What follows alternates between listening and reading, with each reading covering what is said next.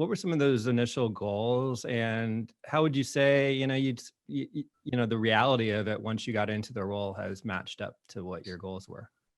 Yeah, I think the initial, when I came into the business, the founders, Jay Faison, Craig Craze, Adam Levy, had built an amazing company. I mean, they were integrators, and they built a company for integrators.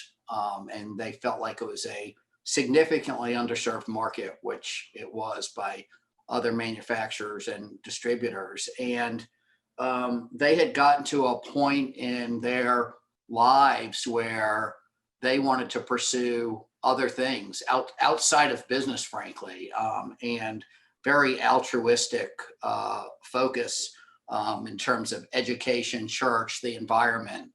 And I think they were looking for somebody who kind of could continue that legacy, number one, but number two, had shared values with them, and number three, had experience in continuing to scale businesses and take care of integrators while doing so. Like the passion Jay and Craig and Adam had was a focus on the integrator and how to make them more successful in their business. And so I think my experience with technology, my experience building a public company, my experience in doing so through a different group of integrators, but nonetheless integrators who needed the software, hardware, business platforms, technology platforms to take care of the end customer, were all attractive things. So for those who may not know the history of SnapAV, who may be new to the industry, or are consumers watching this or listening to this, can you explain a little bit from, I know the history, but since you run the company, you know the history better, what the original founders wanted? They started off really as a distributor, correct? It wasn't manufacturing of any of their own. Well, they started off, just to be clear, as integrators, just like True. tens of thousands of other businesses that we serve. And in the very early days, they said there was something broken with the model, that most manufacturers considered the industry to be a niche industry that was really hard to reach because it was so fragmented. Therefore, to serve the industry, they generally went through a model of reps and distributors.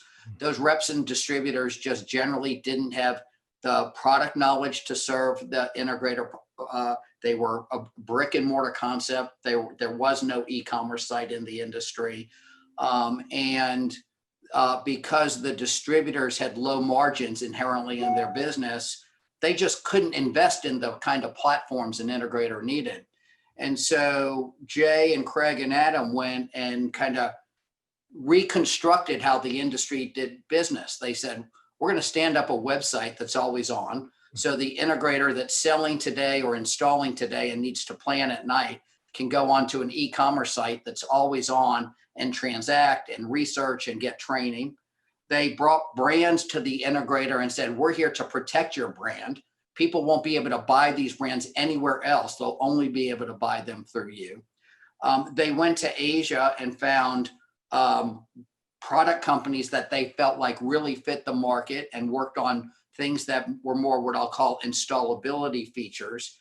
And they started bringing those products to market. And there was an inherent efficiency in an e-commerce model that then let them provide amazing support.